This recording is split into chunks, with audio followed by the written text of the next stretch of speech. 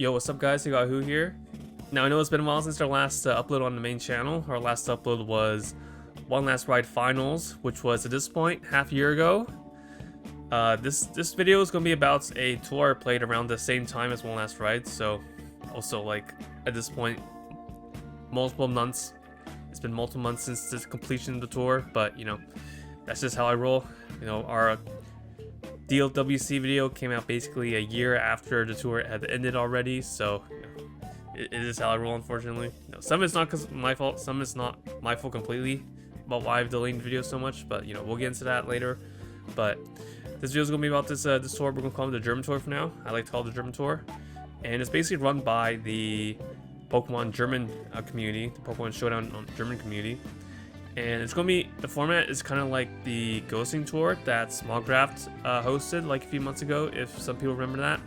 So basically you're in groups of 3 to 4, and you only draft one team, and then with that one team you face other teams, and you can all be on the same call, obviously with your own team members, and basically just ghost each other. Kind of like that. So with that, let's just get into the video. Alright, so here is the official form for the sign-up form for the tour. It is called the Pokemon Showdown Draft League number 5. So it's the 5th iteration, and as you can see, is run by the Pokemon German community. Now, something important to know about this tour is that the main prize for winning is actually a custom avatar. So just like the small draft, the Ghosting Tour, the prize for winning the tour is a custom avatar. Now here you can see, we'll get into some of the rules in the draft board later, because there's quite some interesting stuff to see. But here's just some of the signups here. We have some German players, obviously, but there are some pretty notable draft teams here. We'll scroll down to our team down here. So this is our team. Our team name is the Desmond Benjamins V2. Don't ask me what happened to the V1. I had no clue. And these are my teammates here. So we have Blitz, Yerdunk, and Quilly. Quilly is a small gun player. Blitz, Yerdunk are draft players, infamous draft players. Now, something funny about this team is that all 3 of us were actually on separate teams in the Smog Draft Ghosting Tour, and we were all kind of not happy with how our teams performed, and or not how our teams performed, but more so because of how much effort we were putting into our teams respectively, and compared to like our other team members, we're all kind of like unsatisfied with that. So we're like, you know what? Next time they host in our Ghosting Tour, we'll just team up and we'll just kill everybody, right? And you know, this was kind of that chance, because I actually found out about this tour from I forgot who it was. I forgot if it was Yerdunk or Blitz, but they actually informed me of the tour. That's how I found out about it. And so, you know, we decided to team up together, become one big super group, and go from there. And our last guy, Quilly, this is a small gun player. He played in SPL, I'm pretty sure C1 SPL or something crazy. He's actually, so him and Blitz. So something interesting about this tour, right, is that you need to have 2 European time zone people in order to actually qualify as a team. So Blitz lives in the UK, and Quilly was basically our second token European time zone guy, because me and Yerdunk both live in Canada. So you know, it would just straight then our team wouldn't qualify. So Quilly or Noah was basically our token European guy, but you know, he's a GOAT, you know.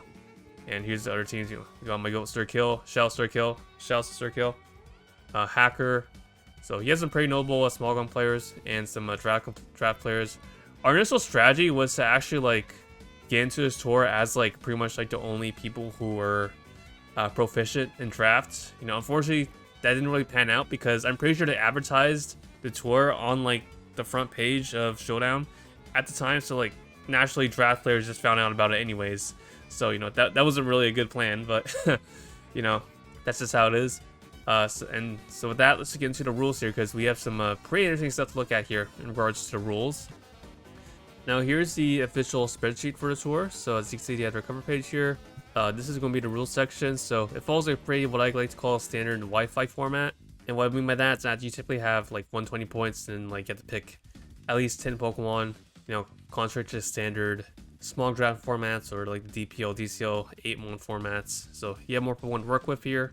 The Terra is also going to be a low tier Terra format. So you have 50 points allocated to Terra Pokemon, and they have to be 9 points or less. In addition to that, you have some more restrictions, like these points specifically cannot Terra, even though they are in the threshold. The other rules here are pretty basic, so stuff like Moody's banned, you know, Shed Tail, Last Specs, Take Cards, that stuff is banned. There's additionally some specific like format, like specific Pokemon related bans, like abilities that we'll get into sec here. So here's the draft board. So as you can see, these are all the Terra banned Pokemon that are listed here. Now, if you look at the draft board, there's definitely some interesting choices here. As you can see, like for starters, Dragapult and Spectre are allowed, which you definitely don't see nowadays in, you know, stuff like Small Draft and DCL, stuff like that. But most importantly, you see stuff like Gaussing Fire is 19 points. You see stuff like Chi-Yu 18 points, Annihilate 18 points. This is not Terra Annihilate, by the way. This is regular Annihilate. Kyurem 18 points. Goldango like 1 point below Great Tusk. Archaldon 17 points.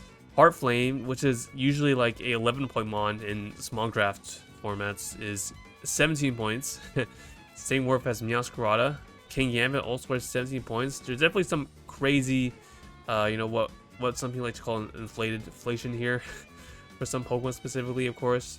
Now, I do think it is important to note is that, you know, German players, they like to draft fat. Like, I know a lot of German players, they all like to draft very fat teams. Like, they like to draft, like, fast teams, like my teams, for example.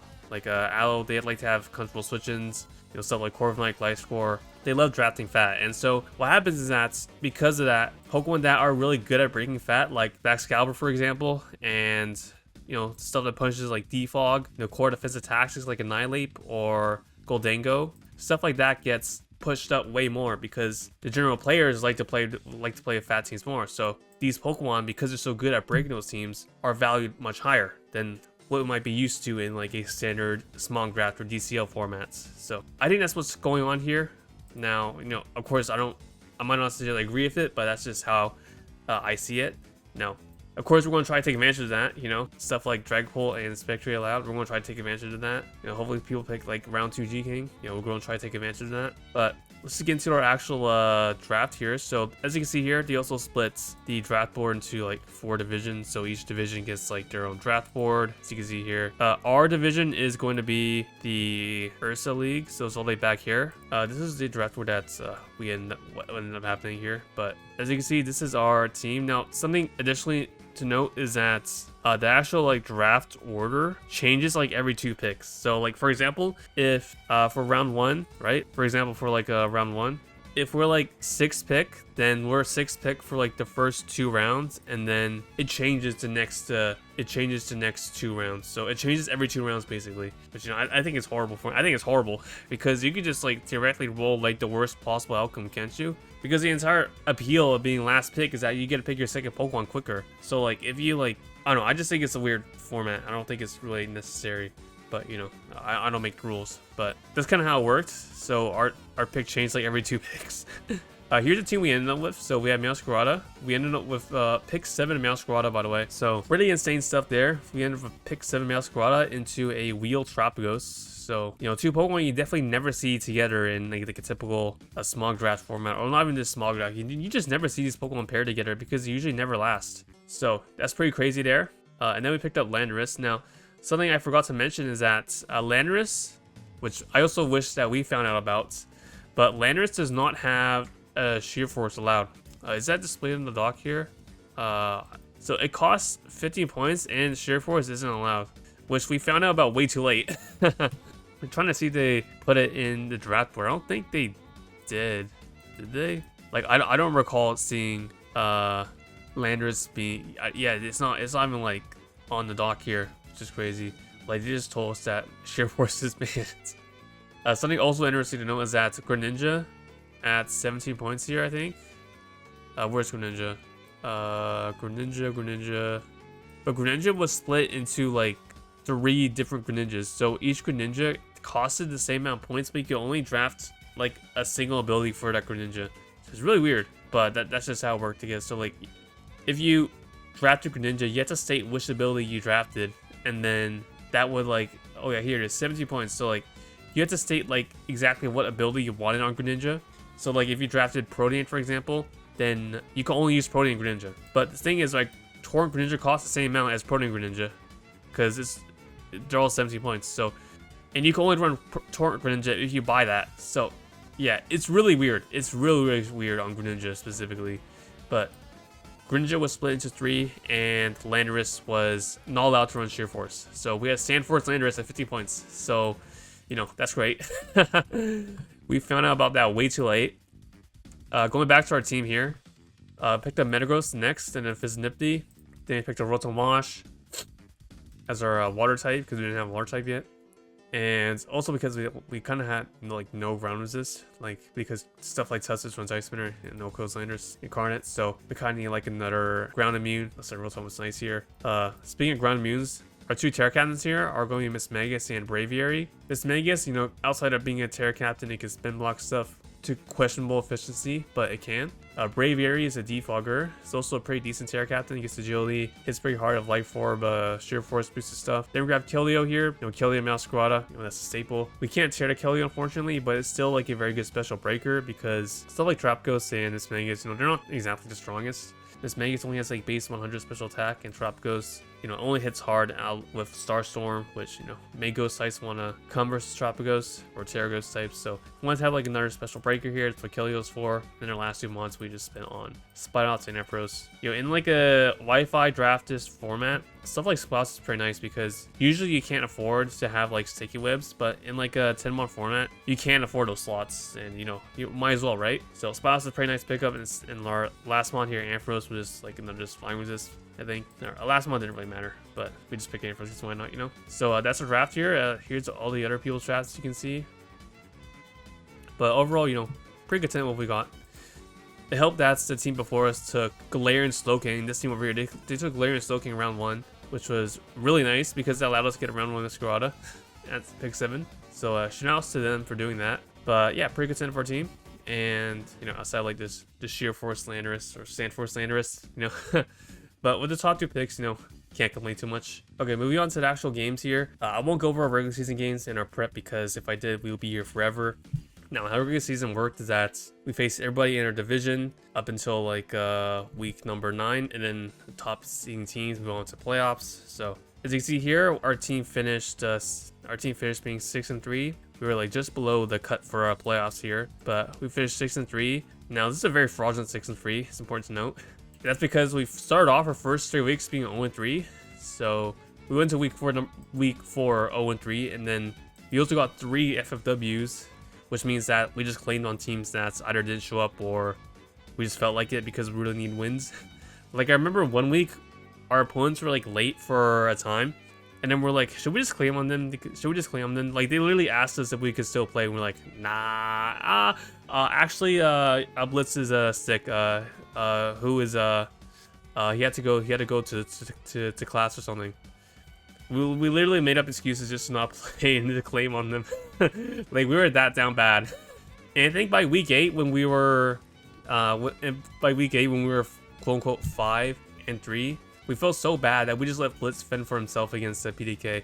Like we feel so bad for what we did that we didn't even want to try anymore. But thankfully Blitz did pull through and we were able to make playoffs being 6-3. But it was a very, very sad regular season to say the least. And you know, let's just not talk about it too much, shall we? Let's just go into playoffs where, you know, we actually locked in as a team, you know? Yeah, let's do that. So moving on to playoffs here.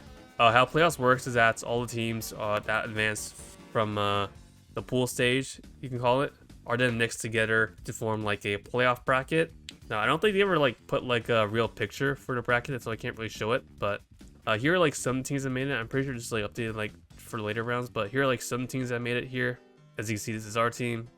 And a lot of the other players here, you have some pretty notable small players and some draft players. So with that, let's get into our first round of playoffs. Yo, what's up guys? Welcome to our team building section here. So this is our round 1 playoffs matchup. As you can see, they have the Trop Ghost just like we do, except we guys are at round 2 instead. Teehee. They also got the Roaring Moon. You see this combo a lot, especially in the last spring season, I remember. Like all teams like spam Roaring Moon, Trap Ghost, like every single one. Every single like top cut team spam Trap Ghost, Roaring Moon. Aside those two, you have Clefable, Alomomola. The Terra Cats is pretty interesting here. They have Terraticanton and Ice Cube. And then to round it off, they have Ursaluna, you know, big threat. Moltres to make our Meowscarada life very difficult. Okidogi, which is also another good Meowscarada check. And also the Electro Usui, another decent Meowscarada check too, static. So our life has never been harder with Meowscarada. Like, I feel like in this tour, because people can afford these bullshit flame body mons, we've been running pads like every single week. It's definitely me rethink how good Meowscarada is in these formats, but you know, nonetheless, is unfortunate. So Meowscarada kind of forced to be a pads merchant here.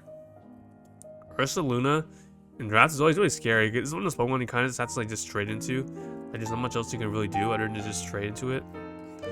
But when you've heard something like a little Mola that can just wish back up Ursaluna, then that starts to become problematic. We have stuff like Wish Aloe and Wish Clefable. So we definitely want to stop that from happening. Outside of that, our Tropico's matchup looks pretty good actually, because they have no ghost type, right? And normal, their only normal resist is going to be the Tinkaton. So, and that gets wore down over the course of the game, of course, right? Outside of that, we can spin block the Terrapagos relatively easily with stuff like Mismagius. It's a pretty decent check, but Roaring Moon on the other side is also really scary, because our only real resist is going to be the Fizznippi. And Fizznippi doesn't really like checking Roaring Moon because they can run Iron Head or EQ. And when you're forced to predict between one or the other, it can get pretty scary, because after taking rocks, you do die from full HP Iron Head. And if you run like a Sugar Berry, then you're kind of just fucked, right? So, Moon is scary, Ursaluna is scary, and of course they have longevity scary stuff here of Aloe and Wish Passing and Fable. But I do think our tools here are pretty good for us, so let's get into our build here. So as you see, this is our team right here. First mon we have is our Coldberry Mismagius. Now this is a very interesting set. Now I checked, I personally checked all of their previous games about how they used, how to use Terrapagos, and I found that they like to run Calm Mind a lot. So what I did is that I countered that set specifically. So by that I mean I just ran Imprison and Dark Pulse, because Terrapagos usually has to run Dark Pulse to touch Mismagius. It either runs Dark Pulse or Toxic. You know, I banked on them running Calm Mind, so I made Mismagius a bullshit set like this. Pain Split, Dark Pulse, Imprison, and Taunt. Terrapagos cannot click Dark Pulse, which means it's perma-walled by our Mismagius, and we have Dark Pulse to chip it. We also have Taunt here. Taunt is because we want to be able to stop stuff like Aloe and Clefable from just wish passing infinitely into stuff like Ursaluna. We want our chip into Ursaluna to be permanent. So Taunt here is meant to stop stuff like Aloe and Clefable from wish passing and being annoying like that. And lastly, it's going to be Pain Split here. Now Pain Split is important because it allows us to switch into Aloe. It means that if Aloe does wear us down with flip turns, we can just Pain Split later and get all our health back. Also works with Terrapagos in case it is like a flamethrower set, just in case. So we can Pain Split, break its shell, and it can't really beat us with Calm Mind and Dark Pulse because we have Imprison. Second one here is our Paths Merchant, Meowscarada. Now, of course, we're locked in paths. They have a fucking Tinkaton. They have a Moltres. They have Electro Usui. You know, it's as bad as it gets for Meow. So Meow kind of has to just be this Paths Merchant, Spikes, U-Turn, Knockoff, Flower Trick. Now, Hazards are really good here because their only spinner is Terrapagos, so Spikes Meow is really good here in that regard. So Spikes, we can force stuff like Moltres or Tinkaton in relatively safely. And of course, we still want stuff like Fraud Trick and U-Turn and Knockoff. Next we have our Metagross here. This is going to be Coldberry. This is mainly for the Okidogi, because Okidogi is a really big threat to our team, as you can see. It's our real only switch in for knockoffs and CCs, because we need to save Mismagius for Terrapagos. We can't use Mismagius for Okidogi, so we have to use Metagross as our Dogi answer in a way, because we have to save for Helmet, Rotom for Ursaluna, and Fizznippi for Roaring Moon. So Metagross is kind of our only solution for Okidogi. Has Rocks, Heavy Slam, Side Noise, and Knockoff. Side Noise is meant to stop stuff like Wish Aloe. That's meant to stop stuff like Healing Wish on Clefable. Heavy Slam, we nuke the fuck out of Clefable. We deal decent damage, everything else Knockoff. We can knock off Boots on stuff like Moltres. And Rocks, of course, we want Rocks here because they're only removable with Terrapagos. And then speaking of Rotom, we have our Rockhammer and Rotom. This is basically just our dedicated Ursaluna check. I mean, that's what it's here for. It's just meant to switch in Ursaluna once or twice. Chip it down, Rocky Helmet. We get Pain Split if it's not like a Gut set with Facade. Volt Switch, Hydro Pump, you know, just the usual stab moves. A Will-O-Wisp just for additional stuff like Okidogi. Tropico's are pretty basic set here. Like, again, it's really good here because their only switches is going to be Tinkaton, and if we just chip that Tinkaton down with our other mons like Meowscarada or Rotom, then Starstorm is really free because they have no Starstorm resist outside of like Tinkaton. So Starstorm is pretty free here. You know, after certain conditions, Spin Starstorm is devastating. Toxic is just for stuff like Alos, for stuff like Unaware Clefable, you know, just in case. Because we didn't really need like a last move here. We had Rocks cover of Metagross and Calm Mind. You know, there wasn't really a whole lot of opportunities to Calm Mind safely. So Toxic was just the last move slot here. And lastly, we have Fizzip. These are pretty much standard, stereotypical Moon answer. You know, hope it runs EQ, hope it doesn't run Iron Head. We could take a EQ from +1 Moon and we'll go back with Moonblast. Taunt here is important because, again, it stops stuff like Aloe from clicking Wish. It stops stuff like a Clefable from clicking Wish or Healing Wish. It can even stop Tinkaton from clicking Rocks if we're feeling risky. But again, just under Tauntmon, U-Turn, Roost, standard movesets. Again, like the theme of the game here is to stop stuff like Aloe and Clefable from healing back up to all their main threats. Yeah, Taunt, Mismagius, Taunt, Fizzip, Side Noise, Metagross. There shouldn't be a whole lot of opportunities for them to really set up. And, you know, of course, you can't really click Wish safely on Rotom Wash of Aloe. You can't click Wish safely on Tropico's because it deals so much damage to Starstorm. And Meow is just, obviously, you can't Wish on a Meow with Aloe because it's Flower Trick. So, that's the name of the game here. And I'll catch you guys at the game. Alright, guys, so here's our game. Oh, oops. This is the wrong game, guys. My bad. That's really embarrassing. My bad, guys. Alright, here's the actual game. So, as you can see, they brought the Clefable, Moon, Alomomola, Okidogi, which Tinkaton is covering, and the Tropicos. So, pretty standard team. They didn't bring the Ursaluna, which is notable because that's kind of like their biggest breaker that we were scared of. They didn't bring Okidogi, which is unfortunate because Okidogi probably has, like, arguably like the best matchup into us here. It's really good into pressuring our Metagross, really good into pressuring our Rotom. Obviously, it's good Meow switching, but or not, you know, pretty standard stuff. Well, about what we expected to see. So our plan here is we're going to lead our Metagross here because Metagross just gets rocks up easily. Again, during removals, Trapagos, so the Metagross gets us easy rocks. Now we don't expect them to stay in here, so I think we just go for rocks here turn 1. They go for T-Wave, and we do get the unfortunate turn 1 para. So we're going to trade rocks here. Here we just go for Heavy Slam because, like, at this point, like we really didn't expect Tinkaton to stay in on. We go for knockoff here, like really expecting Aloe to switch in, but they end up staying in. Like, why would Tinkaton want to take a Heavy Slam, right? But they stay in, take the knockoff. You know, at this point, we just go for Heavy Slam. You know, they seem pretty dedicated to stay in. Here we make a read. We go for knockoff this time, predicting the Aloe switch in, because, like, why wouldn't you, right?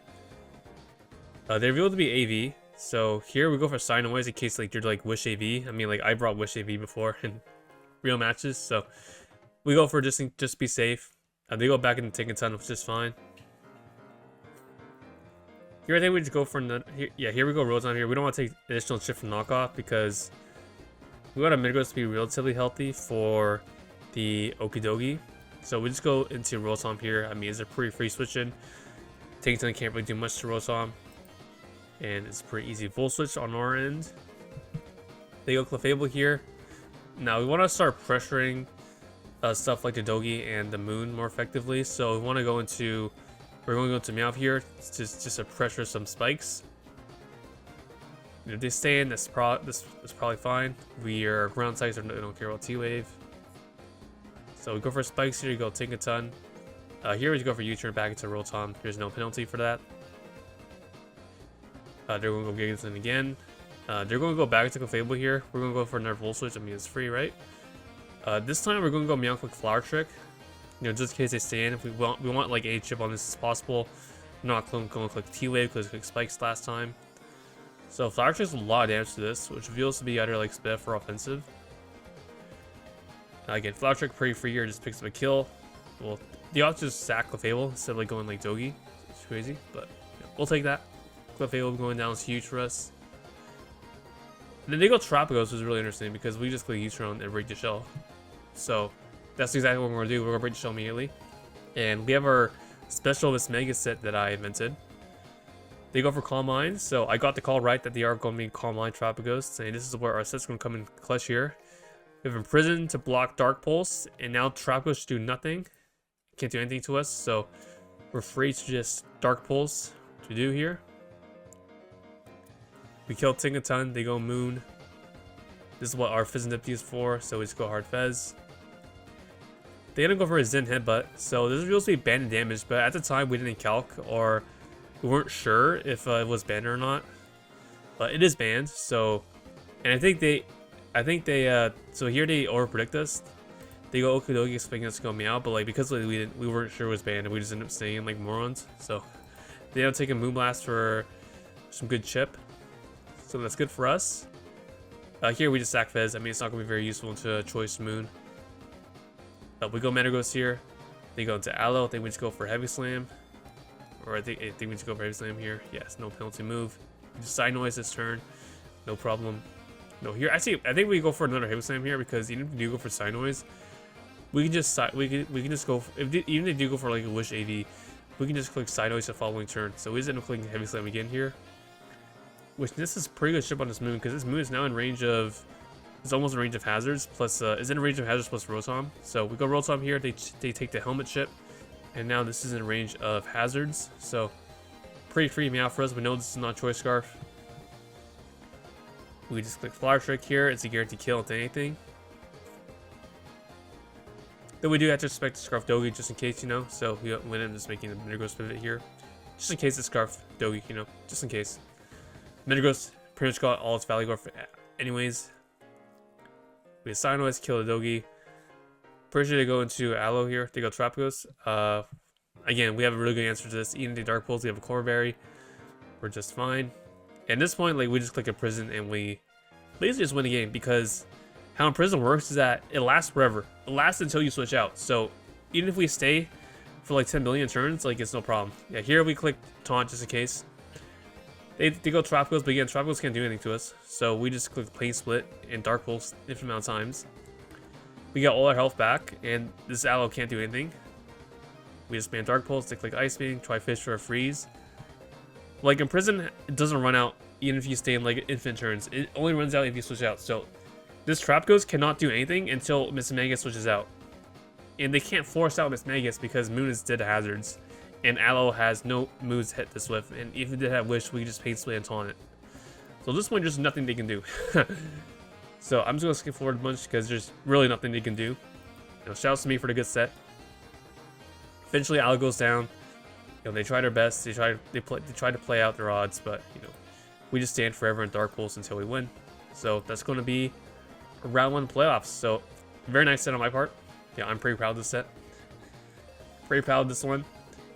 I did take over team building for this week, and the last time I took over team building was during week 3, which I bought a pretty stupid Trapagos set and got us bodied. So feels good to be able to come back. You know, we didn't even have to bring out Trapagos, so yeah, this game was like super over. But shout out to my Mismagius set. And we didn't even use Terra, by the way. Our Terra was Fairy, I believe, for Roaring Moon, just in case, but we ended up just not using it. Or it was Poison. It was Poison for Toxic Trapagos, right? It was Poison for Toxic Trapagos and to taunt the Clefable and stand safely on stuff like Moonblasts. But in the not coming clutch here. So that's going to be round 1 done, and move on to quarterfinals. Alright, so here is our quarterfinals matchup. This is a rematch actually from week number 4, I believe. This was basically our first win of the league at week number 4. This rematch of that week. So yeah, as you can see, they had the Falcon, Cornerstone, Terra Jolteon, Uxie, Enamorous Incarnate, Ursaring, Terra Ursaring, Talonflame, Klefki, Excadrill, Spiritomb, and Damuk. It's a pretty fair matchup for us, I think. Like I remember last time during week 4, your Dunk build looked like Quick Team and it was like Super Sandos into them. It's pretty fair for us, I think, because Palafin, we have Flower Trick for that, obviously. It is unfortunate that our merchant pads Meow match to be in because of stupid Talonflame and stupid Klefki, probably running Rocky Helmet. So unfortunately, it's just another merchant pads week. But Palafin, we have Flower Trick for. We have Terapagos Shell for. Keldeo is also super good here, as you can see, because they have no water resist. Their only water resist is going to be the Palafin, which doesn't want to switch into Keldeo really. So Palafin, Keldeo is like super free here. Terapagos is also pretty good here because they're only Ghost type with Spiritomb, and you have to bring a Spiritomb if you want to bring it, right? You have to dedicate a team slot up for Spiritomb, which means you can't bring like Ursaring, you can't bring like Talonflame for Meowscarada, you can't bring Enamorus, for example. So their team is a bit limited in what they can bring. They want to like check everything. Landorus is also pretty good here. Their only notable ground resist is going to be the Uxie, but yeah, we hit Uxie with U-turn, we hit Talonflame with Stone Edge, we hit Enamorus with Stone Edge. Everything else gets hit by EQ. So matchup we thought was pretty good. Enamorus, Jolteon, we had those covered as well with Fizz Nifty, Spit Fizz Nifty. It's pretty uncomfortable for Gold Jolteon and Enamorus to break through them. So overall, we thought the match was pretty good. Again, Metagross as well. Pretty good Cornerstone answer. One of the better ones out there because those gets Bullet Punch. In case, you know, it does get a few reads on you for like knockoff. So overall, we thought it was a pretty good matchup here.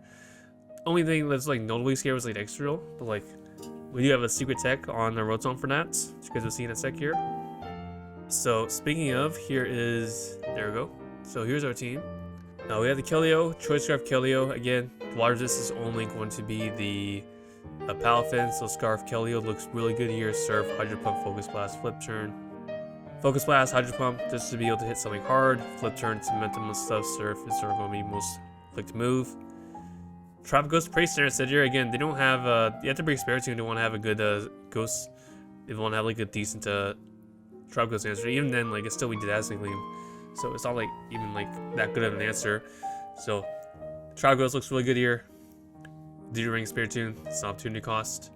Rotom Wash is going to be ability shield. So the reason why we're ability shield is because Extra can run Mold Breaker, and when it runs Mold Breaker, it means that stuff like Levitate, Rotom Wash gets hit by EQ super effective, and also goes through Shell on Terapagos. So having something like Rotom here that can pretty much just wall Extra, because Extra can't do anything to ability shield Rotom other than like Stone Edge or like Rock Slide or something like that, right?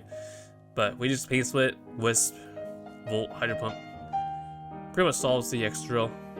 Then we have Metagross, pretty standard Metagross here. This is basically just dedicated Cornerstone switching. Rocks, we have Stone Edge, Heavy Slam, Bullet Punch. Stone Edge is for aggressive reads into Talonflame. Because Talonflame, like, realistically, like, their best answer for Metagross. We can get Rocks up on Talonflame. We just then go for Stone Edge. Bullet Punch we want obviously for Cornerstone, and Heavy Slam is our main stab.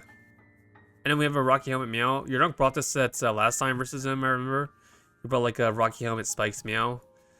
This is mainly for Palafin.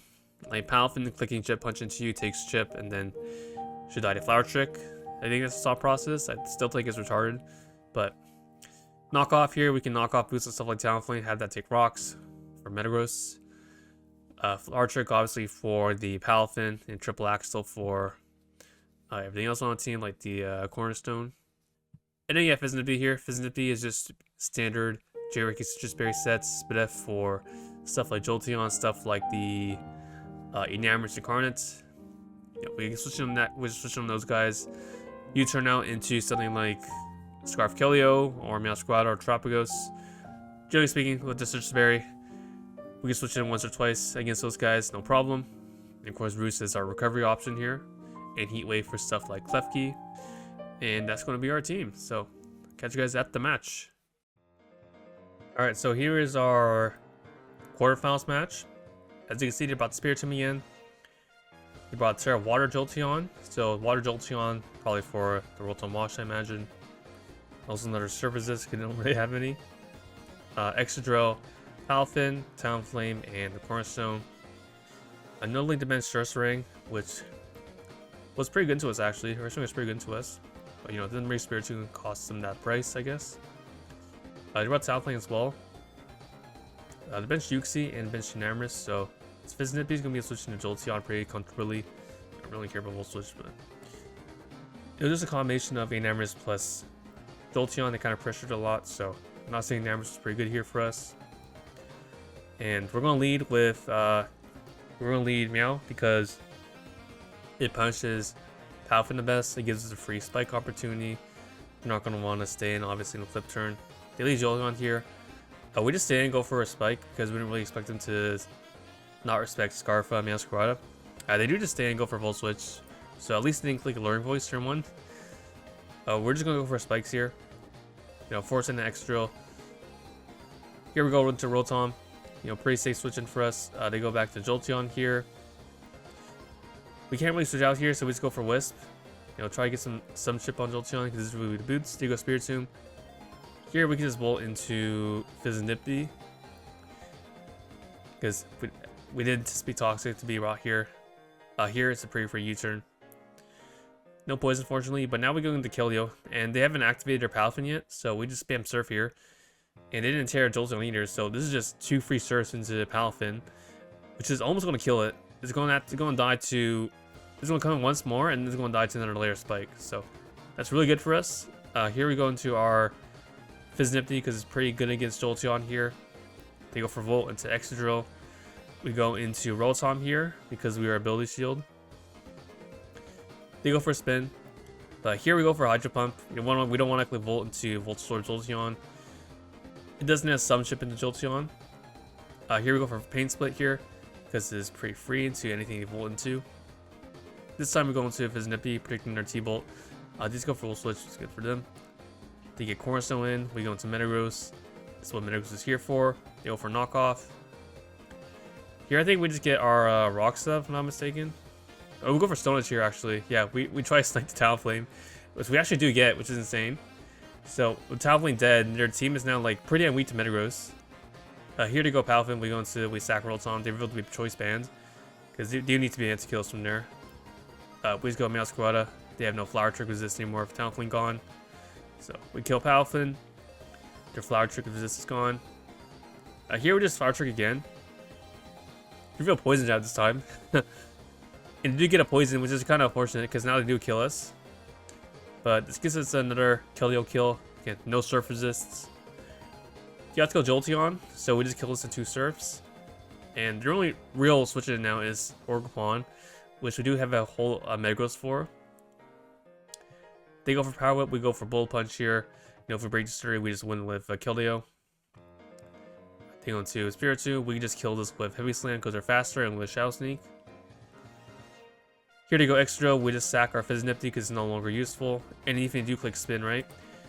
If they do click Spin here, we have a Choice Scarf Keldeo, and they have to click Spin twice to outspeed, and we won't even give them a chance to click Spin twice because they have Heat Wave on this. So Fizz sack make a lot of sense here. If we sack Fizz, go into Keldeo, and we click Secret Sword.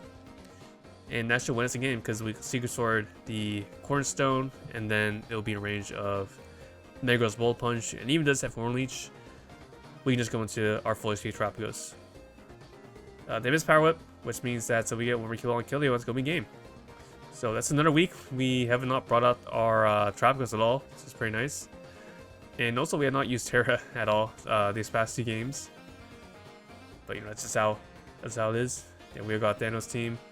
Thanos matchup. Matchup was pretty good for us, I'll admit. That was a pretty good matchup for us. You know, Keldeo kind of bent them over. No water resist, as you guys saw. And that's going to be game. So that means we're going to move on to semifinals. Alright guys, here's our semifinals matchup. So we're 2 wins away from a custom avatar prize. Now this is against Kyle's team actually. So some of the well respected in the draft community, 2-player Kyle. He's capped DCL, DPL, I'm pretty sure. We're starting to face off against some players that's know their way around draft most certainly. And they definitely reflects in the team here as well. You have Trapagos, Roaring Moon, Keldeo, Gliscor, Terra Belly Bullets, Heart Flame, Iron Crown, Terra Drifloon, Vileplume, and Cutiefly. So very scary team. Yeah, Trapagos, Roaring Moon, very solid core, and then Keldeo, Heart Flame has good breakers, Heartflame like super fucks this. As you can see, we have like no resists. Belly Bolts, Gliscor make up a very annoying defensive core. Belly Bolt can run like Terra Ghost sets or Tropicos. Makes your life very difficult. That plus hazard spam with like Gliscor can be very difficult to deal with. Iron Crown can run like agility policy sets into us pretty easily. I mean, you could take a hit from Tropicos, you could take hits from Metagross, and then just proc like a policy, be really annoying for us to deal with. Terra Drifloon is also really good to us. I mean, we've been swept by that during week 1. Our opponents ran Terra Ghost Drifloon, and they just fucked us over. Like, our only resist is Tropicos, which Drifloon can just sit up on with Calm Minds, and Braviary, which doesn't like taking air slashes really. And of course, it has String Sap as well. Vileplume is also a pretty good Keldeo answer. So it was pretty difficult for us to decide like what exactly was like the best here. But I didn't realize that they can't really bring everything, right? They kind of want to bring everything here. They want to bring Vileplume for Keldeo. They want to bring Heartflame, obviously, as like a good breaker. They want to bring Belly Bolts as a good Tropicos check. So our main plan here was kind of just like overload on what their switches can be to stuff. So here's their actual team here. There we go. Here's our actual team. We have Fizznifty as our pretty standard switch into Roaring Moon. Pretty standard Choco Berry, Toxic, U-turn set. Taunt, we need Taunt here because Taunt helps us deal with Belly Bolt. Belly Bolt is really annoying for us if we don't run Taunt on Fizznifty, so Taunt helps for Belly Bolt, also helps for Gliscor. We can hopefully try to stop some of its hazard spam. Then we have our Keldeo. Keldeo is Life Orb, so Life Orb Keldeo is pretty good to our team. Even like Vileplume, if it wants to switch in, it's not going to want to take Air Slash that well. And then we have Vacuum Wave, obviously, for Roaring Moon, because we don't have really that good of moon checks. Like, Fizznifty will be worn down throughout the game pretty quickly. So having something like a Life Orb Keldeo that can revenge comfortably is pretty good for us. And then our last move serves Secret Sword as our stabs. Landorus, this is our Heartflame check. Heartflame like super fucks this, so we wanted like something that can stop Heartflame from just like sweeping us. Now they can't get Hazard up like super easily on us. They can't get Hazard off super easily because they had to miss Magus, so we definitely want a Rock Step for the Heartflame. This is also a defensive set with Citrus Berry. This allows us to live a Cudgel into another Cudgel. And we have Rock Tomb to lower its speed, so they want to try to run like a Trailblaze set to try to sleep us. We have Rock Tomb to lower its speed, and stuff like Keldeo or Meowscarada, or after like +1 Trailblaze, or like Tropicos to speed it. And last move is Taunt for Belly Bolts, and EQ for Jazz for Stab. Taunt also helps for Gliscor. We're running a lot of speed on this set. Gliscor wants to switch in, so we can just taunt it to prevent hazards from going up. And next we have our lead. This is our lead Tropicos. We're running lead Power Beam. So the thought process behind this was that Belly Bolt can like check Tropicos like pretty easily. So we want to like use Tropicos to get progress early into our team to start pressuring stuff. So our thought process was to lead Meteor Beam and to start immediately pressuring Belly Bolt. +1 Starstorm does a fuck ton into Belly Bolt. If it's not Ghost, if it is Ghost, then Dark Pulse should be the kill. If it's like Steel, then Earth Power after Meteor Beam should almost be able to kill. And then lastly, we have our Mismagius here. This is Roll-Up Berry. So it's designed to break Shell guaranteed on Tropicos if it hits us. Now, obviously can't just run the same set we brought last time in the last Tropicos match, like the Imprisoned set we brought last time, because they can obviously scout for that stuff, right? So once to bring a set that can be a bit more useful, try to set up more opportunities. So Roll-Up Berry is here to basically get guaranteed break a shell and put Tropicos in range of stuff like Secret Sword of Keldeo because it no longer has a shell. Other moves here are just Hex, Taunts, standard stuff. Taunt for Belly Bolt is really useful. And Thunder Wave, we can paralyze stuff like a Terra to Belly Bolt, go for a Hex in that slots. Or we can Hex a Gliscor, Thunder Wave, Heart Flame, try to set up on us, stuff like that. And that's going to be our team, so I'll catch you guys at the game. Alright guys, here's our semifinals matchup. So as you can see, they brought the Gliscor, Roaring Moon, Keldeo, Heart Flame, Belly Bolt, and Tropicos. Belly Bolt is Terra Fairy. So they pretty much brought the top 6 stats we mocked against most frequently. Terra Fairy Belly Bolt is definitely the least seen, I think. I think we were expecting Steel for the Meowscarada or something like Ghost for the Tropicos, but Fairy is a nice mid-ground, I suppose, for stuff like Meow and the Keldeo. It's also just generally good SpDef. Can check Tropicos decently with no SpDef investment, so I think Fairy was supposed to be like a kind of like a middle ground there. Now from semifinals and onwards, like when we started flying against real players, I definitely started mocking like much more. I think for this match specifically, I probably ran like probably like 20 or 30 mocks. It's been a while because it's been a while since we played this game. As you can see, this game was played on January 11th, so almost like 6 months ago. But but I definitely remember I mocked like the fuck out of these games because, you know, because I'm out charging the line. Gotta try our very best, right? So our plan here is always just lead Tropicos. I think this is the most breaking done here. They led Keldeo, so we're not going to Starstorm or we're not going to Meteor Beam at Keldeo, obviously, in case they stay in. We're just going to Starstorm, and off the chance they do stay in, we get big chip on this, which helps our own Tropicos, helps Meowscarada for later if we get rid of this. So we're just going to go for Starstorm here. They're going to flip turn. Pretty sure they end up going into their own Tropicos here. So we get to Shell off, which is really big. So immediately Mismagius is kind of relieved from that duty because the whole point of Mismagius was just to break the shell on this. So break the shell on this, we just go for another Starstorm here. We don't need to go for Meteor Beam quite yet. They miss a Toxic, which is kind of big. I don't think it's that influential. I still think this got a lot of progress off, but we do dodge Toxic, which is lucky for us. Now here we do go for Meteor Beam. You know, on off. No, here we just go for Starstorm. I think we don't need to go Meteor Beam yet. At this point, we do go for Meteor Beam just in case they do click Slack off, which they do. We go for a Meteor Beam, and then they go for a Slack off. Thinking they can try to outstall our Starstorms. And this point, we do get a kill. So, but regardless, I think we got a kill regardless because even if they did land in Toxic, because we're still like we're still forced out by Keldeo coming in anyways. So I don't think that tossing mattered that much, but like we were still able to force a kill at the end of the day. I'm pretty sure. But here comes a Keldeo. We just go into Mismagius on Secret Sword. Mismagius isn't super useful anymore because it was mainly just here to spin block the Tropicos. So with Tropicos gone, we can just kind of bring in Mismagius for free. Kind of be more expendable. Also to know, we are Terragosa on Mismagius. Terragosa was just like, just in case like Tropicos was gone, you know, Thunder Wave plus Terragosa Hex was pretty good into our team. Helped get better rolls on Gliscor because we weren't any offensive investment on Mismagius.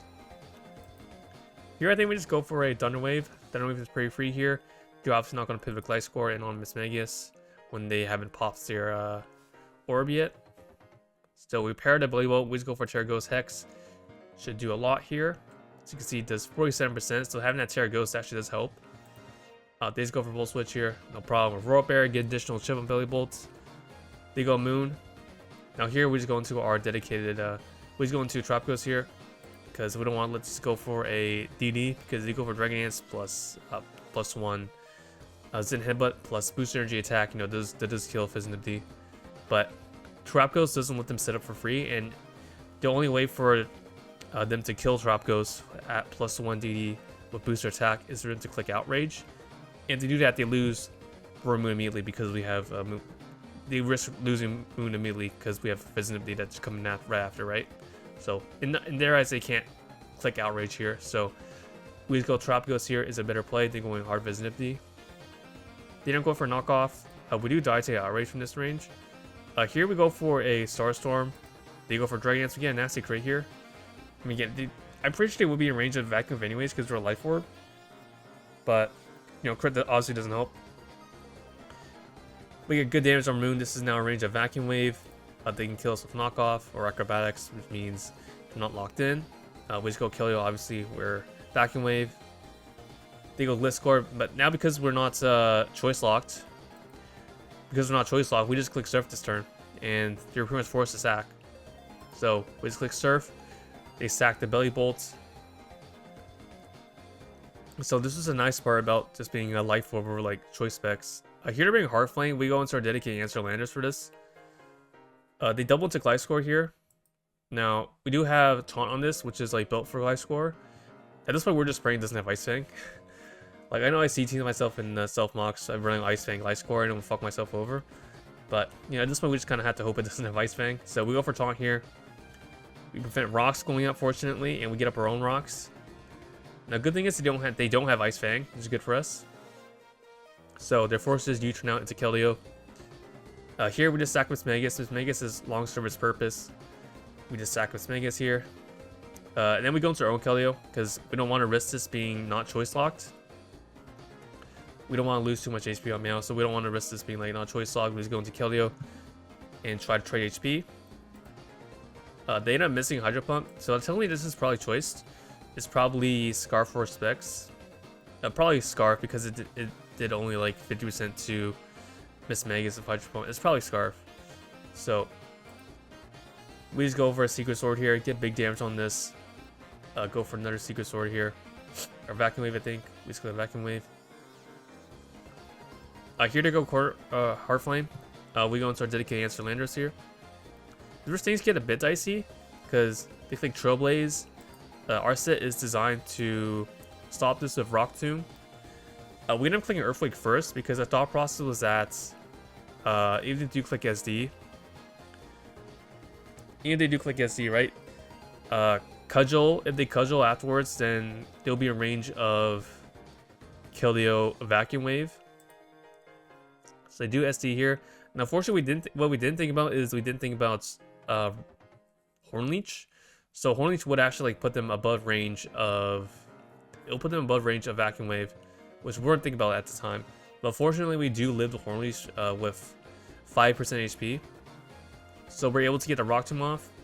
And even if they do click Horn Leech this turn, even if they do click Horn Leech this turn, right?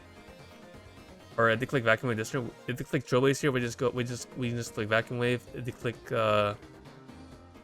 Horn Leech, then we can go into Meowscarada and click U-turn on this because it'll be faster. So they don't have to click Horn Leech. This isn't quite in range of Meowscarada, so what we have to do is we have to click U-turn and then go Fizzanipity. And what that means is that even if you click Horn Leech, right, because we resist it, then after 2 Horn Leeches, it'll still be below where it's at right now, which means U-turn will kill it. So we go U-turn here. It lives on, I think it lives on like 1%. We go Fizzanipity on Horn Leech. And because we have we're max defense, we can take 2 Horn Leeches. It won't put them above the range of U-turn. So we just U-turn into Meowscarada. And even if they had click Trailblaze that turn, on this turn, we just go into Keldeo, click Vacuum Wave, and it will still be gooped. So we go Meowscarada, click U-turn. We kill the Heart Flame. But it could definitely get a bit dicey there if they kill our Landorus at +2 with Horn Leech before we proc the Citrus. It could definitely go on dicey there. They go Keldeo, we click Vacuum Wave, kill this, and now they only have Gliscor left, so because we're not choice lock, we just click Surf and we can win the game. So our end game was pretty smooth with Life Orb Keldeo. Keldeo was super good here. Got a bit dicey with Heart Flame stuff, but you know, fortunately we were able to not die to the Horn Leech there. And we definitely get a bit lucky with dodging a Toxic turn 1, but I don't think it super mattered at the end. I think because we sacked the Tropicals anyways to Moon, so I don't think it super duper mattered. But you know, definitely didn't help. Also dodging the Hydro Pump on the opposing Keldeo there. But that's gonna be semifinals, guys. So we're able to win against Kyle's team. Oh, something I forgot to mention is I actually met Kyle. I actually met Kyle at regionals, at Toronto regionals. At like, cause he was playing at regionals with, was there with like Jesse, Panda. I met a whole lot of people at regionals. It was super cool. I met a whole lot of people at regionals. It was super cool. But yeah, I met him. He was a super nice guy. He was super chill. You know, that was like months after we already like played this game. So you know, but it's gonna be a good game, and we'll be moving on to finals. Alright guys, so here is the finals matchup, the last matchup of the video. So this is against the Battle Factory workers. This is your Dunks Rambats friends actually. It's like Pesa and those guys. I know they have draft experience. Now, the team here, as you can see, the Iron Valiants are in Treads, Petruns, Dragonite, Slowking, Porygon 2, Overqwil, Arboliva, Terra Bisharp, Terra Drifloon, Carbonable, and Thwackey. Now, this is actually a rematch of our Week 1 game. So in Week 1, we faced these guys, and then we got swept by Terra Ghost Drifloon at the end, which is great. So we're definitely super aware of Terra Drifloon for sure going into this match. But outside of that, like this top 4 is like really crazy, right? Iron Valiant, Treads, Petrun, Dragonite. Like you can't possibly go wrong with these 4 Pokemon. And then you had like your Terra Captains. Drifloon is super good.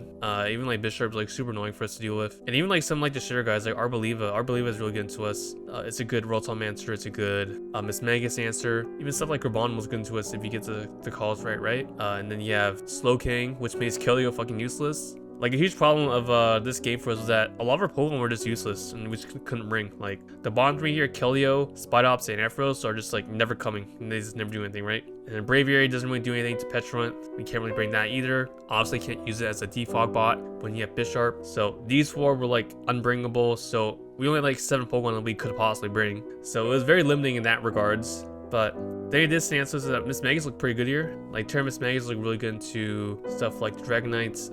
Is obviously you can run a lot of sets. You can run like Fairy, Steel. We ran Steel last time with like a really stupid Nightshade taunt set that was like per walled by Arboliva, which is really great. So probably not gonna bring that. Probably going to improve on that, right? Meowscarada, you know, finally not forced to run pads every single week, finally. And then Tropicos, even like the Pokemon that we can bring are like not that great. Like Tropicos doesn't do anything to Petulant. Like our one good mon here was like Mismagius and Metagross. Like Metagross looked really good here because Metagross trades favorably into basically every single Pokemon on the roster here. Trades favorably into Treads, which opens up our Mismagius. Can trade into Petulant, which opens up our Tropicos. Like Metagross was like our only good Pokemon here that we really thought in the mocks. Like I think for this matchup, I definitely mocked like probably like 30 plus times. Like for those who know me, like I'm the type of person that like stresses about like every single like minute detail of a matchup. So having people like you don't get blitz on like the team work on my team as well really helped me. I think it really made me not change like every single minute detail like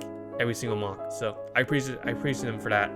Now in regards to the actual team that we ended up bringing here, so this is the team we actually ended up bringing. So first we have Mismagius here. This is a Terra Fairy set with Calm Mind, Drainy Kiss, Shadow Ball, and Taunts. We kind of switched around a lot of this set. Like originally we had like Nasty Plots, a Nasty Plot set with like Drainy Kiss, like the same set basically, but just with Nasty Plot and less bulk. No, I kept like CTing myself in mocks with like AV Arboliva, even though like they never brought before. So eventually I had to like stop doing that and actually like settle on a set. So we settled on Calm Mind because even if like Arboliva, because we were like pretty certain that they bring Arboliva, right? I was like pretty certain they bring it because Encore Arboliva they brought like multiple times in multiple games. So I was like, well, this is probably the dedicated Mismagius answer, right? So I settled with like a Calm Mind set with Taunt. Taunt is meant to shut down Encore. We can Calm Mind on the Mismagius, and they also brought stuff like Thunderwave a lot on Slowking. So being able to taunt like a Slowking, trying to go for Thunderwave is also really good.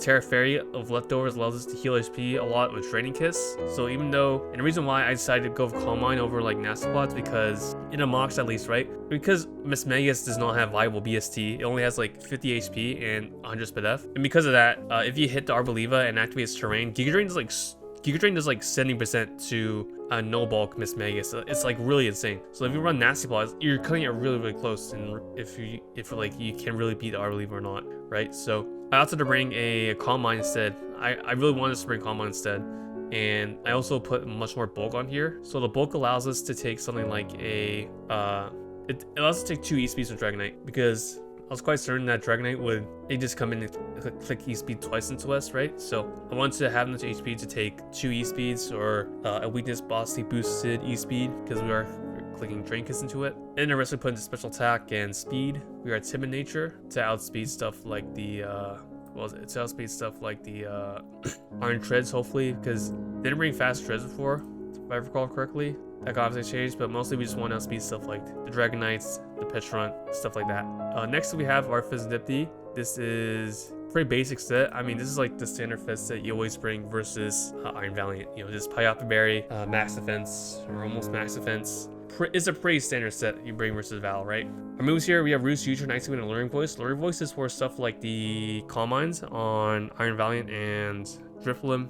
Want to be able to punish some setup. Icy Wind is interesting here. Originally we had like Taunt on this, but Icy Wind helped us for stuff like Unburden on Drifloon, right? So if Drifloon comes in, activates like a Stitcher Spear or whatever, after like 2 Icy Winds, it should be back to its regular speed, and then stuff like Meowscarada can outspeed it, right? So that was our plan with Icy Wind. Also helps for stuff like Booster Speed Valiants. We click Icy Wind, and then Meowscarada will be faster. Tropicos can be faster after like 2 Icy Winds, stuff like that.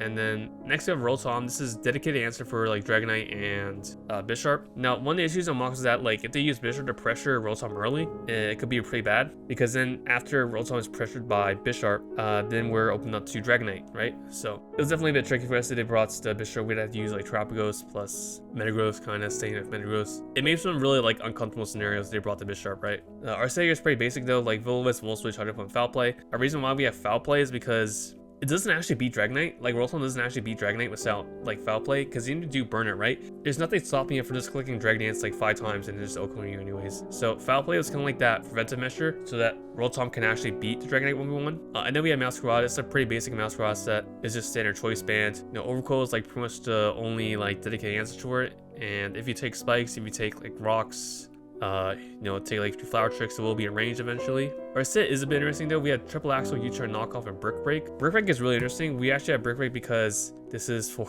the Bisharp and it's also for screens. The reason why is because in like all the, like, your previous games and playoffs, they've always brought screen spam, whether that's on the Slowking, on the Valiants. They've always brought screens, so we were like, okay, well, we should probably have like something for that, right? So we decided to slot Brick Break here for just in case they do like bring like screens Val again. It also helps versus Bisharp because Bisharp does like resist all of Meow's usual hits, like Triple Action and Flower Trick and Knockoff. So having a Brick Break just like surprise KO felt pretty nice. It's also pretty good for treads also. It's like decent for treads as well. Does more damage than actuals, more reliable. And then next we have our Trapagos. This is a pretty standard set again. We do have Roar. So Roar is specifically for setup on Drifloon. If Drifloon wants to click Calm Mind on us, and you know, we can't beat Drifloon 1v1, if it's like the reason why you had Roar like specifically is because like we're afraid like substitute like Calm Minds, stuff like that, cheese could be really annoying for us to deal with because I simply won't work on substitute Drifloon. So our answer to that is going to be Roar Trapagos. So we would have to keep Trapagos around for like the entire game until we know exactly what the Drifloon set is. So Roar is specifically for like that sub Drifloon set. It can Roar Drifloon out of there. It procs his Berry, then no more Burden. Rocks because we don't want to run Rocks on Metagross. Storm Storm and Earth Power as just our last 2 moves here. And obviously they can run something like a Air Balloon Petulant, but like we can't do anything about that because we have to run Earth Power because we need to touch Treads and Bisharp super effectively, and most importantly the Bisharp. We cannot let Bisharp set up for free, so we have to run Earth Power and Starstorm here. We can't just like run Flame Thrower or Dark Pulse, but usually run for Petulant. But you know, this is something we have to do. And lastly is our Metagross here. So Metagross is like our one Pokemon that we thought was like really good here because Metagross trades favorably into basically every single Pokemon on your team, right? Like it trades favorably into Treads. If Treads wants to stay like Earthquake versus you, then you can get a big Earthquake off into Treads, chip it down for opening up your Miss Megas here. It trades favorably into Overcoil because we have Clear Body to block Intimidate. And if Overcoil chipped, then Meowscarada goes crazy. So item here we settle on Extra Belt. Last time we ran Choice Band, but that felt really restrictive, right? Because then you're locked into move and they can just play around that. So we settle for Extra Belt here. Extra Belt also helps you lift Slowking. So Slowking pretty much dies to a knockoff plus Scythangs. Bullet Punch we want just in case for Iron Valiant. Obviously we want Bullet Punch for Iron Valiants. Also helps get additional chip on D-Knights. Also helps get pickup KOs and stuff like Overcoil if it takes too much chip. So that's the reason why I want to Rocks with Trapagos because we really want to fit Bullet Punch on this set. And Scythangs originally has Heavy Slam here, but the reason why I changed to Scythangs is specifically because of Petulant. Because Petulant takes like only like 40% from Extra Belt Heavy Slam or Extra Belt EQ, but with Psychic Fangs it actually can't switch at all. So if you click Psychic Fangs into Petulant, it'll die to the next one. Even just click like it can't just like recover forever. So Scythangs allows us to pick up the 2 KO and stuff like even like Petulant, and EQ hits basically everything else. Knockoff deals with Slowking. So Heavy Slam wasn't like super needed here, I felt like. So Scythangs has been more helpful, just like secure a 2 KO into Petulant, and that's going to be our team. So again, it felt really restrictive what we could bring, right? Because like it felt like these 6 were like the only 6 we could possibly bring, or like plus like Landorus, right? So this is the team we settled on, and I'll catch you guys at the match. Alright guys, so here is the final match of the tour. As you can see, they brought Sea Iron Treads, they brought Bisharp, which you did not want to see, Arboliva, Dragonite, Terra Drifloon, and Iron Valiant. The Terras are stabs, so Dark on Bisharp, Ghost on Drifloon again. Again, our plan here is to lead with Metagross to trade fairly into everything here. Now, something important to know is that this match is actually delayed by like an additional week from the original like 1 week they gave us to play. So the first week, they're like, oh, we need another week. Not everybody's available to play. And then like they tried to delay again, like when the next week rolled around. So we're just like tired of it at that point. So like we kind of like just forced them to play. So unfortunately, we were able to play. So it was kind of like just painful as well, like waiting, because at that point we already had a solid team. So we're just like waiting to play, right? So yeah, it was a very stressful time, to say the least. But again, our plan here is to lead Metagross, trades favorably to everything. They're going to lead with Treads. We just go for EQ here. We want to trade into Treads, obviously. There will be Sugar Berry, just fine. Just go for EQ again, they can't kill us. They go for knockoff, which means our next EQ actually doesn't kill. It's a bit unfortunate, but now we're in the Bullet Punch range. They go Arboliva. We stay in knockoff here, even though we know we're dead to Earth Power. We just want to trade into this stuff like Arboliva, right? Get rid of this item. They reveal to be Screens, actually. They go for Reflect here. This is really shameless. They want Screens every single week, man. Here we try to go for Psychic Fangs. Like trying to protect, trying to like get rid of the Screens immediately. But they make a hard play into Bisharp, which is a good play on them, right? Because you know, even like EQ and terrain, it's not going to do much to Bisharp. So good play on them. Here we go, Trap Ghost, because they only got Reflect up, so Light Screen is fair game here. Or Earth Power is fair game here because you don't have Light Screen up. They go for the Swords Dance, we go for Earth Power here. I was actually debating here. I was like while we were in VC. At this point I was like, oh guys, we should click Roar. Guys, we need to click Roar here. You know what would happen if I clicked Roar? A Drill Shot would have prevented Roar, and then we would have just not done anything this turn. So, you know, thank God we did not click Roar there. That would be really bad.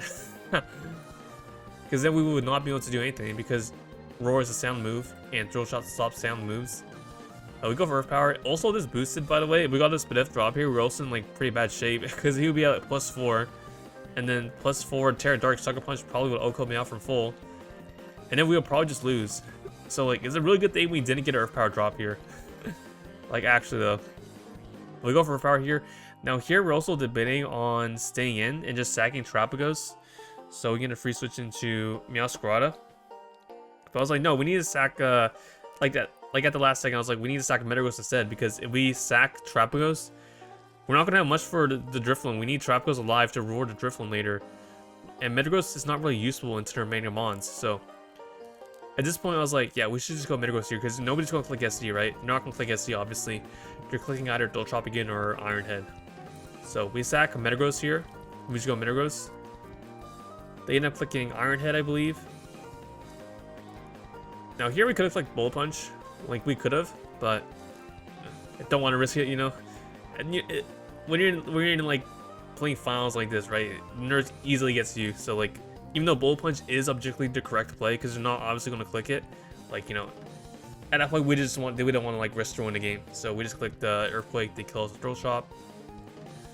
At this point, so the reason why Bullet Punch would have been advantageous there is because Bullet Punch into U-turn is actually a kill into Bisharp, but because we didn't go for Bullet Punch, we had to click Brick Break here because U-turn is not going to kill Bisharp, so we actually have to force ourselves to click Brick Break over U-turn. They click Sucker. We kill the Bisharp. Now here to go Arboliva, and obviously we kill this because we're Stab Choice Band with Brick Break. So you might be wondering, like, why the hell didn't they just go Drifloon or Iron Valiant if they know we're banned? Well, the answer is because they want to set up terrain right now. So because they stacked Arboliva with Brick Break, they can now go Drifloon and click Calm Mind and try to sweep us. So here we go Terapagos because we have Roar. This is why saving Terapagos was really important. And next turn, you know, provided you don't flinch with Air Slash, we can just word this out and get rid of the Grassy Seed boost and also the Unburden boost. Provided you don't flinch us. If it flinches, you're going to probably lose, right? So they go for the Air Slash, they don't flinch us, and we're able to roar this out and stop it from sweeping us. It's really good. Pulls them out to Treads here. Now, they go back to Drifloon trying to, like, spin block. We don't have spin on this set. We're Earth Power, Rock, Sora, and Sora Storm. Here we just try to go for Roar again. They flinch us, which is like not a big deal. You know, it's to be expected. Here we go into Mismagius. This is our chance to set up Mismagius here. We're Calm Mind. They Terra Ghost here. We just click Calm Mind here. They go for a Shadow Ball. Here we'll click Draining Kiss. Draining Kiss should heal us to full. And here they click their own Calm Mind. And now we just kill this with Shadow Ball. So Shadow Ball now kills this. And in comes the Dragonites. Here they reveal to be not to be boots, which tells us this is probably like policy or like some sort of like item like that. So, and the problem is that +1 Mismagius are set because Mismagius doesn't have real BST. Like +1 Stab Draining Kiss does not kill Dragonite from this range, so it's not a guaranteed kill for Dragonite. So we actually have to click Taunt here to prevent Dragon Dance. Because we just policy Dragon Dance and then we get them to +3, then E-Speed can like sweep our team. Because we'll die to +3 E-Speed.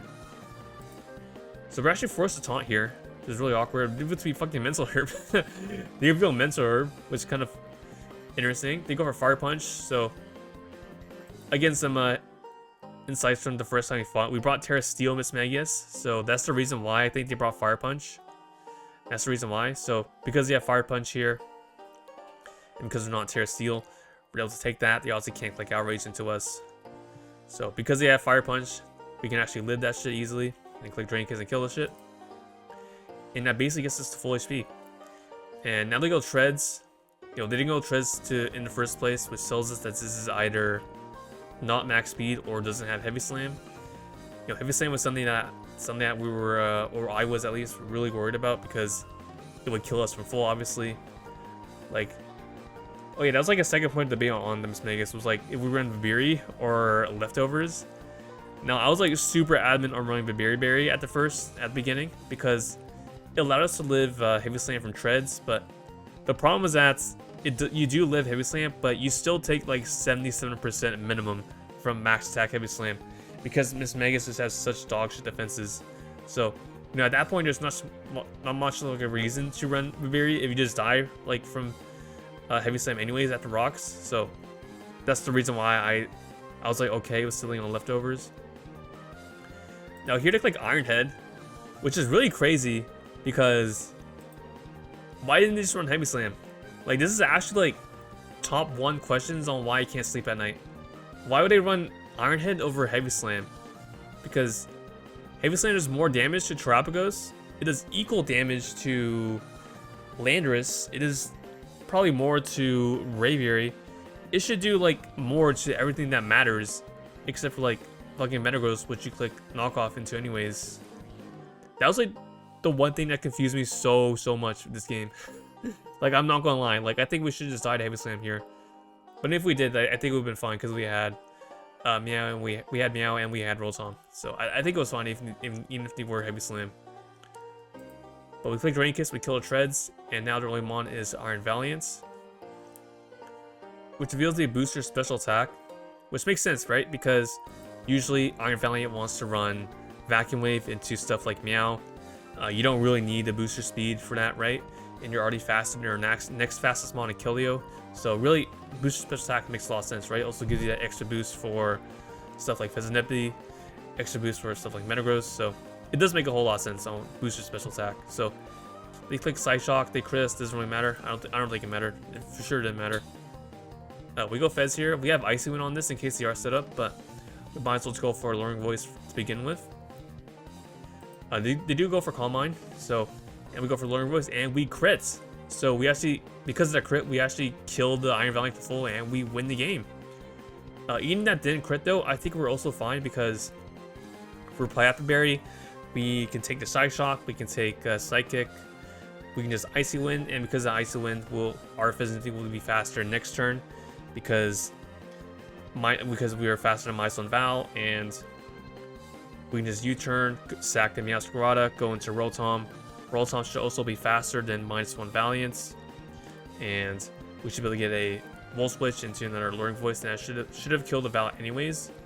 And we also had poison chances with Alluring Voice and U-turn as well. So I think we're fine no matter what. I don't think the crit mattered. Like, they would have had to like crit through Payappa.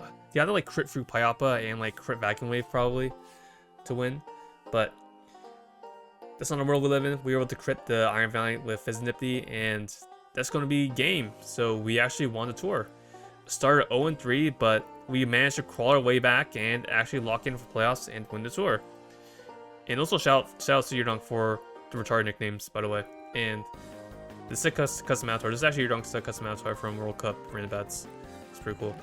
But again, huge thanks to my teammates for everything. You know, I don't think it would have been possible for if I was like by myself. I think if I was by myself, then like I think I would change like every single one of these sets, like every single mock, and I would probably lose my mind. Alright, that's gonna be it, guys. I mean, won the tour, won custom avatar.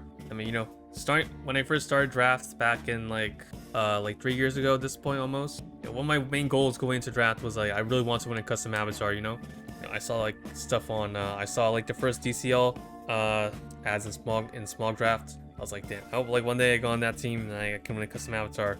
And you know, I didn't really think that could happen one day, but you know, here we are. I managed to finally win one. Of course, like huge props to my teammates here, Dunk and Blitz. You know, just some of the funniest guys I met on the internet. You know, love those guys. But you know, huge thanks to those guys for helping me to where I am now. I mean, it's been a really crazy journey this tour. You know, we had our ups and downs. Started 0-3, managed to carve ways back up into somehow making it to playoffs with a few FFWs here and there. But you know, that's not important. That's not important to mention. But again, yeah, it was a really crazy journey. I mean, we had a broken team too, but might be wondering what the hell our custom avatar even like looks like. Now, this is actually where I think the battle first started. I actually think the battle first begun after we already won the tour, because the amount of effort and headache it took for us to actually get the damn thing. So originally, well, I can't really show logs of like our server, like our prep server where we discussed all our custom avatar stuff, because I think I'll probably get banned from YouTube if I show logs from our server. So I'm not going to do that. I might show like a few snippets here and there. But basically, originally we commissioned an artist. We commissioned Brumi, who is really well known in the commission business. You know, a lot of people recommend her. You know, she's like probably the best. So when we finally decided on an idea, which was X from To Be Hero X. I don't know if you guys watched the anime before. Probably not. Not a lot of people are familiar with our custom character, fortunately. It's not like JJK, but it's a pretty tough character, pretty tough anime. I recommend you guys watch it. It's a really good anime. But our custom was based off of X from To Be Hero X. Originally, we actually wanted Metagross, so we actually commissioned Brumi originally to get Shiny Mega Metagross with X, because you know he has like this whole like X theme, like X does in the show. The shiny version is white, you know, kind of like has his like white suit, and it's like a psychic type, you know. It just made a lot of sense. So I originally wanted Mega Metagross X as like the Pokemon, and X as a trainer. And when we first commissioned Brumi, she was like, "Oh yeah, it might work. It might work." But then like we were waiting for like 2 weeks. Like we were waiting for like 2 weeks, and we wouldn't get like any updates until like we had to reach out. Like we always had to reach out for updates. It was like a huge headache. And eventually, like once we waited to like week 6, like she told us that she got like an injury and that she couldn't work on it anymore. So we waited basically like 6 weeks for nothing. The only thing we got out of those 6 weeks was like a single trainer sprite, which I'll probably show here somewhere. Which I mean, it does look good, right? It does look good. But like, we waited like 6 weeks just for the single trainer sprite. It's really insane. And then like she had to like bail the job anyways. So that was not great. That was not a great experience. Now, fortunately, I did contact like another artist like during week number 5 of waiting, because at that point I really was losing my patience. Like we were going insane. Like we were like typing in the server like every single day, like weeks after the tour had already ended, just because we were losing our minds over the custom avatar. Like, when are we getting it, bro? Like we're actually losing our minds over it, or I was at least. Like it was very clear I was losing my mind. So eventually, like, I snapped. I actually, like, snapped. So eventually, I was like, okay, I'll just hire, like, another artist separately. Like, I don't care if I have to pay myself. Like, I just want this thing, like, made, you know? So eventually, at week number 5, I contacted a second artist by the name of Flammy. And fortunately, she was, like, just about to open commissions, too. So, you know, I guess I was lucky. But fortunately, she was just about to open commissions, and at that point, like we were like debating like want to like change the custom trainer idea, but like it was already really hard for us to like agree on like a character. Like Blitz wanted One Piece, he wanted Enel from One Piece, obviously he loves that guy. Udunk wanted Reagan from Mob Psycho 100, and I wanted I wanted To Be Hero X.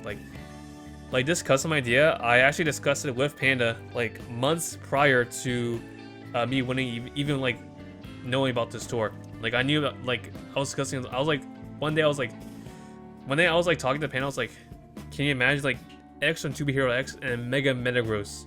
Like this is a super tough idea, right? And he was like, yeah, that's really tough. That's really tough. So like ever since then, I was like thinking about this custom idea. So, and fortunately, around this time, Yudunk had also watched the same show. He also watched To Be Hero X, so he was also down with the To Be Hero X idea. So I think because of that, like, we were able to like also get Blitz to watch the show, and then he was also down. And our last teammate Quilly, he was down for whatever, you know. He was a chill guy. He was down for whatever. So, thanks to your dunk for watching the show. Huge thanks to your dunk for actually watching the show. That's probably the only reason why I was able to pretty much get to customize exactly what I wanted. It's a customize exactly what I wanted, basically. Like, I always wanted a To Be Hero X custom because I think X is tough as fuck, right? But we're also like debating. So like, we kept the trainer idea because there's too much effort to agree on like a different trainer idea. Like, you're like some ideas, sure, like a Whitebeard from One Piece could be tough, I guess, but like it was too much effort to, like, for everyone to agree on the same idea. So I was just like, okay, we'll just stick with X, but we could at least change the Pokemon, because one of the things with Broomy that she mentioned was that Mega Metagross is way too big. Like, when you look at custom avatars on the directory, a lot of the good ones, at least, right? A lot of the good ones, they don't feature like overly large Pokemon like Mega Metagross, for example, because they simply like take too much space. And when you have like such a big Pokemon, like, you still have to fit a trainer, right? So like when you don't fit like a kid trainer, right, the scale looks a bit off. It can look a bit off. That's not to say like large Pokemon don't work, because certain artists are certainly capable of pulling it off. You know, if you fuck with like the perspective a bit, you know, make like the trainer like lean down, or like make like the Pokemon like lean forward instead of like standing like straight up, then you can make like the scale work. But it certainly requires like a lot more effort and a lot more faith in the artist, I guess. So at that point, we're like really considering like just changing the Pokemon to like something like much smaller scale. And that's also when so a few ideas we had was Mega Mewtwo Y. We saw Mega Mewtwo Y. I think Yurdunk even made like the infamous gay Mega Mewtwo Y sprite, which I'll probably post here. It's really funny looking. I have no idea why he made that. So Mega Mewtwo Y was an idea, and then the other one we had was Kartana. So Kartana is like, it's like kind of X-shaped, you know? It's like kind of X-shaped, but I also saw like it made a whole lot more sense with X as like a character in the show, because like some of his powers are like being able to turn like 3D like 2D, and like Kartana's like paper, you know? It's like kind of like 2D 3D, you know what I mean, right? I'm not crazy, right? And also the color scheme works. It's a white Pokemon. It has like the yellow stuff on it, which matches like X's glasses things. Also X has like a sword. He uses like a sword in the anime, and it's like, you know, I just thought it makes sense. You know, I just thought it made a whole lot of sense. It's also like an Ultra Beast, you know, Ultra Beast like portals, like alternate reality stuff. I just thought Kartana made a whole lot more sense, and also just looked more aesthetically like similar to X. So eventually we decided on Kartana, and so we commissioned Flammy instead of Broomy. Now, by week 6, Broomy did tell us that she can no longer work on it, which is fine. You know, it means that I think we didn't have to pay like a whole another artist. So, you know, it did work out eventually. So, and eventually after like 2 weeks, we were able to get our custom avatar. So it only took us like what, like almost 2 months. Jesus Christ, yeah, it almost took us like 2 months for our custom avatar. Like after the tour already ended. So it's not entirely my fault the video was late, you know. Because at that point, like, I was waiting for our custom avatar so that I could actually make this video. Because how am I supposed to make the video if I don't know what the custom avatar looks like, right? Like, so it's not entirely my fault. And by the time that we already got the custom avatar, it was like during exam season of my courses. Because I'm in during my last year of university, right? So at that point, when we got the custom avatar and all that, it was already like during exam season. You know, I was kind of too busy to really like find time and like sit down and record this video. And so that's kind of the reason why this video is so late. It's not entirely my fault, guys. It's not entirely my fault this time, you know. But eventually we did get the custom avatar. It looks really fucking good. Like, I'll probably post it here. I can also show it in my showdown thingy here. I can just do this. So here's what actually it looks like on like the showdown server. As you can see, Avatar Draft League of 5. We can even like load up to like a Rambat fit. Like here, I'll load to one like right now with one. Yeah, so you can see this is what looks like in game. Oh, oops. Let me just do this. But here's what it looks like actually like in game. So looks pretty cool, right? Looks pretty good. Oops. Let me just forfeit from this game real quick. But what's funny actually is that what's actually really funny is that me losing patience and hiring Flammy actually resulted in all 3 draft avatars, draft custom avatars being made by Flammy. Because when Flammy was available, I also notified K-Crick, who just won Circuit at the time. So K-Crick eventually commissioned Flammy for his custom avatar as well. So I'll put it here. It looks really good. It's Okabe from Steins Gate. Looks really good, right? And Blitz was also on DWL. His team also just won DWL. Blitz team just won DWL 2 weeks later or something like that. So his team also commissioned Flammy, and they got Better Call Saul from Better Call Saul. Despite the weird problem, I think it looks really good, right? Despite what she was given, it looks really good. So, it was just really funny to me how me losing patience one random week and crashing out resulted in Flammy getting making all of the recent draft custom avatars. But that's kind of what I want to talk about. I mean, it was a really fun tour. Huge thanks to again Yudunk Blitz for inviting me to the team. It's been a blast. Definitely a high point in my draft career, and from here on out, there's not really much of a desire to continue playing draft, if you know what I mean. I'm already got my custom avatar, already won one last ride. There's not really a whole lot of motivation, I should say, for me to even play draft anymore, which is why I didn't even sign up for DWL, why I didn't sign up for this recent season DPL, which is ongoing right now as of this video. But there has just been the whole lot of passion for draft that I had before. And maybe it's because I just want a custom avatar, there's not much to play for anymore. But no, that's kind of just been how I've been for Draft League. You guys, for those who are more caught up to the channel, I've been streaming Black Kaizo a lot lately. I've been streaming Black Kaizo pretty frequently. I think I'm over 10 streams in on Black Kaizo. I am pretty dedicated to being that, by the way. But as for future content on channel, it's probably gonna be Black Kaizo related, to be honest. Because I'm really dedicated to being it at this point. I already got in the Bronze Hall of Fame. I mean, I've been having a blast with it. And I'm just not super into draft anymore, to be honest. It's part of it's because it requires a lot of effort. It requires a lot of effort. I don't know if you guys realize how much effort it requires. It requires so much effort. I'll wake up, I'll think about sets on our finals game and be is this good? Should we be Berry? Should we Nat Squad? Should we Calm Mind? Should we put Landorus over Rotom? It was really affecting my everyday life. And I just can't have that happen anymore, I'm graduating, I need to get a job, quite frankly. I need to be employed, I need to have a life. And I just don't think I can fit that space for Mons in my life anymore. Comfortably, That's not to say I won't play draft ever. I am playing a good buddy of mine, Byram's server, SGBL. I'm playing in his league, but I'm just doing 5-minute prep every week, and it's been it's been fun.